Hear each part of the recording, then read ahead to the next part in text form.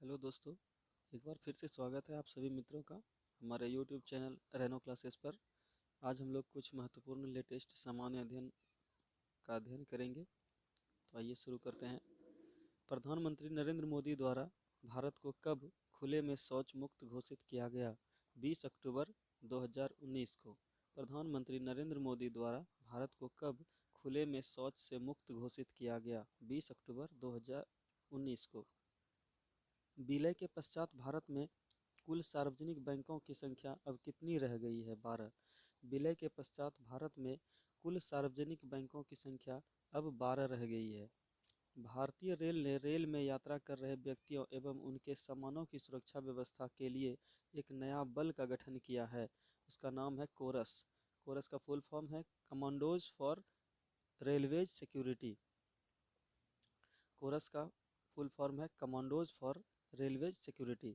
इसकी पहली बटालियन की नियुक्ति 14 अगस्त 2019 को की गई है। कोरस बटालियन की पहली नियुक्ति 14 अगस्त 2019 को की गई है।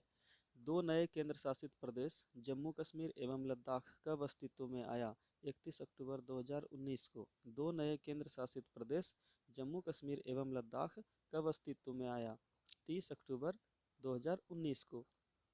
जम्मू कश्मीर परिसीमन आयोग की अध्यक्ष नियुक्त की गई हैं रिटायर्ड जस्टिस रंजना प्रकाश देसाई। जम्मू कश्मीर परिसीमन आयोग की अध्यक्ष नियुक्त की गई हैं रिटायर्ड जस्टिस रंजना प्रकाश देसाई।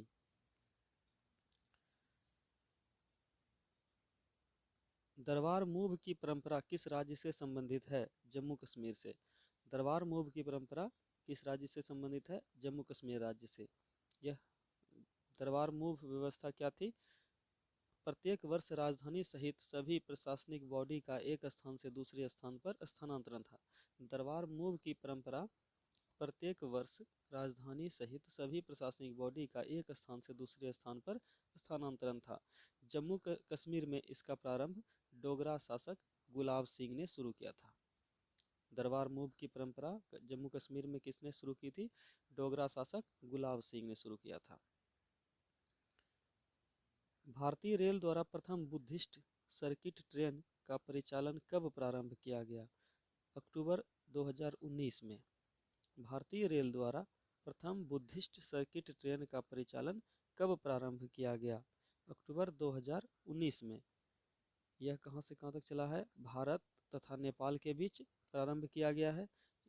महात्मा बुद्ध की स्मृतियों से जुड़े स्थानों जैसे लुम्बिनी, बोधगया, सारनाथ एवं कुशीनगर को जोड़ने के लिए।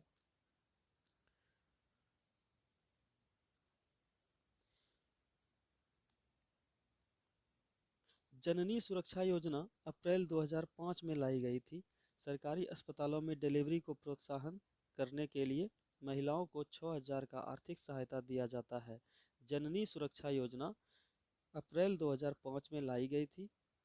सरकारी अस्पतालों में डिलीवरी को प्रोत्साहन करने के लिए महिलाओं को 6000 रुपये का आर्थिक सहायता दिया जाता है। हर वर्ष 11 अप्रैल को राष्ट्रीय सुरक्षित मातृत्व दिवस के रूप में मनाया जाता है। हर वर्ष 11 अप्रैल को राष्ट्रीय सुरक्षित मातृत्व दिवस के रूप में मनाया जाता है। नवजात शिशुओं में आनुवंशिक रोगों से निपटने के लिए उम्मीद एवं निदान जैसी पहल की शुरुआत की गई है। नवजात शिशुओं में आनुवंशिक रोगों से निपटने के लिए उम्मीद एवं निदान जैसी पहल की शुरुआत की गई है। सुरक्षित मातृत्व आश्वासन सुमन योजना की शुरुआत 10 अक्टूबर 2019 को की गई है।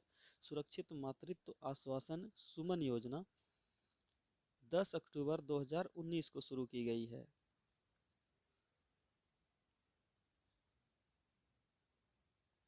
देश की पहली वंदे भारत एक्सप्रेस ट्रेन का परिचालन दिल्ली से वाराणसी के बीच शुरू की गई थी। देश की पहली वंदे भारत एक्सप्रेस ट्रेन का परिचालन दिल्ली से वाराणसी के बीच कब शुरू की गई थी? 15 फरवरी 2019 को। 15 फरवरी 2019 को। जबकि दूसरी ट्रेन दिल्ली से कटरा जम्मू कश्मीर के बीच प्रारंभ की गई थी। भारत की पहली कॉरपोरेट ट्रेन का परिचालन 4 अक्टूबर 2019 को लखनऊ से दिल्ली के मध्य शुरू हुई। भारत की पहली कॉरपोरेट ट्रेन तेजस ट्रेन का परिचालन 4 अक्टूबर 2019 को लखनऊ से दिल्ली के मध्य शुरू की गई थी। WHO द्वारा हेपेटाइटिस सी को वर्ष 2030 तक समाप्त करने का लक्ष्य रखा गया है। WHO द्वारा हेपेटाइटिस सी को 2030 तक समाप्त करने का लक्ष्य रखा गया है। किस पुरस्कार को वैकल्पिक नोबेल पुरस्कार के रूप में जाना जाता है? राइट लाइवलीहुड पुरस्कार। किस पुरस्कार को वैकल्पिक नोबेल पुरस्कार के रूप में जाना जाता है? राइट लाइवलीहुड पुरस्कार को। विश्व के पहले कृत्रिम बौद्धिकता विश्वविद्यालय आर्टिफिशियल इंटेलिजेंस यूनिवर्सिटी की स्थापना कहाँ की गई है? संयुक्त अरब अमीरात में, यूएई में। अक्टूबर 2019 में इसकी स्थापना की गई। आर्टिफिशियल इंटेलिजेंस यूनिवर्सिटी का पूरा नाम मोहम्मद बिन जायद यूनिवर्सिटी ऑफ आर्टिफिशियल इंटेलिजेंस नाम दिया गया है। विश्व की पहली कृत्रिम बौद्धिकता विश्वविद्यालय आर्टिफिशियल इंटेलिजेंस यूनिवर्सिटी की स्थापना यूएई संयुक्त अरब अमीरात में की गई है। अक्टूबर 2019 को की गई है। इसका पूरा नाम है मोहम्मद बिन जायद university of artificial intelligence. T20 महिला अंतर्राष्ट्रीय मैचों में एक पारी में सर्वाधिक व्यक्तिगत रन बनाने का रिकॉर्ड किस महिला खिलाड़ी के नाम है? एलिसा हीली ऑस्ट्रेलिया की है। T20 महिला अंतर्राष्ट्रीय मैचों में एक पारी में सर्वाधिक व्यक्तिगत रन बनाने का रिकॉर्ड किस महिला खिलाड़ी के नाम है? एलिसा हीली ऑस्ट्रेलिया की है। भारत में प्लास्टिक से डीजल बनाने का पहला संयंत्र कहाँ स्थापित किया गया है? मथुरा में। भारत में प्लास्टिक से डीजल बनाने का पहला संयंत्र कहाँ स्थापित किया गया है? मथुरा में। प्रधानमंत्री किसान मानधन योजना की शुरुआत सितंबर 2019 में की गई है। प्रधानमंत्री किसान मानधन योजना की शुरुआत सितंबर 2019 में की गई है। किसान सम्मान निधि योजना की शुरुआत कब की गई है? 1 दिसंबर 2018 को।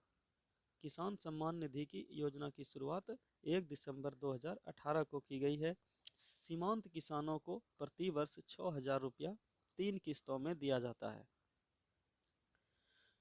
प्रधानमंत्री उज्ज्वला योजना की शुरुआत 1 मई 2016 से शुरू की गई है। प्रधानमंत्री उज्ज्वला योजना की शुरुआत 1 मई 2016 को। हाउडी मोदी कार्यक्रम जो बहुत ही ज़्यादा चर्चित रहा था, यह कहाँ आयोजित किया गया था? 22 सितंबर 2018 को यूएसए में, संयुक्त राज्य अमेरिका में टेक्सास प्रांत के ह्यूस्टन शहर में किया गया था इसका आयोजन हाउडी मोदी कार्यक्रम का। देश में एनआरसी नेशनल सिटीजन रजिस्टर किस राज्य में जारी किया गया था? असम राज्य में। देश में एनआरसी नेशनल सिटीजन रजिस्टर किस राज्य में जारी किया गया था? असम राज्य में। हाल में असम राज्य में एनआरसी नेशनल सिटीजन रजिस्टर की अंतिम सूची कब जारी की गई? 31 अगस्त 2019 को। हाल ही में असम राज्य में एनआरसी की अंतिम सूची कब जारी की गई? 31 अगस्त 2019 को।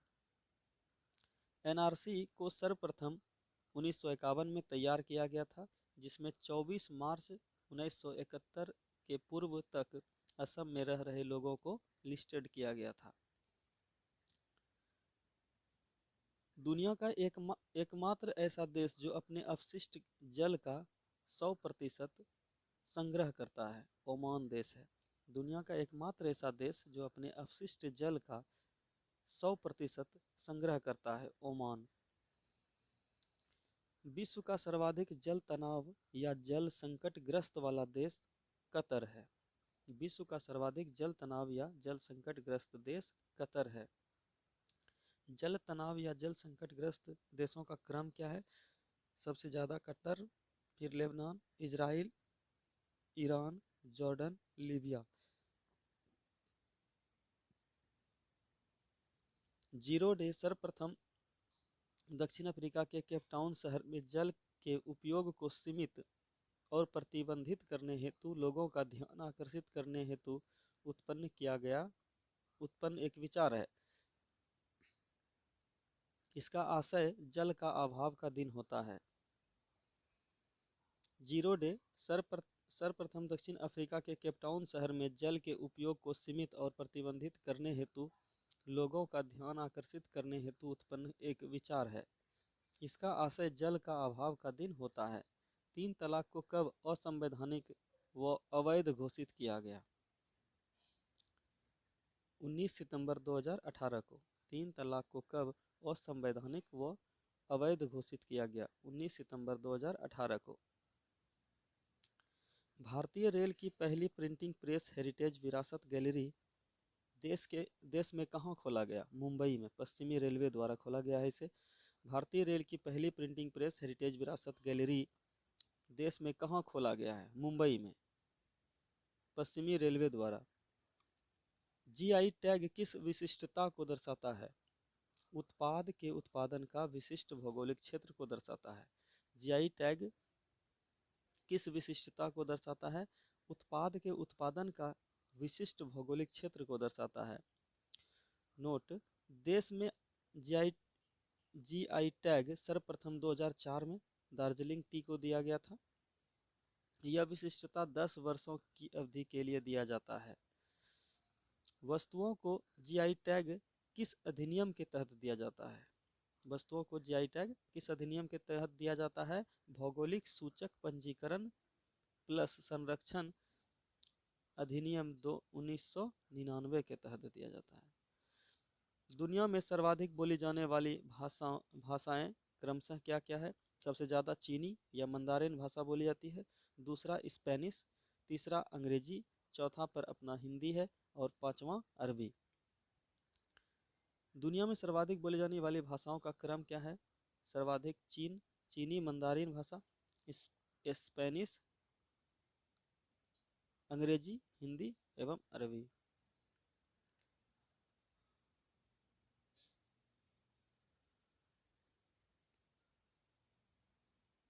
जम्मू कश्मीर की परिसंपत्तियों एवं दायित्वों के दोनों केंद्र शासित प्रदेशों में विभाजन हेतु उच्च स्तरीय समिति 3 सदस्यीय किसकी अध्यक्षता में गठित की गई है?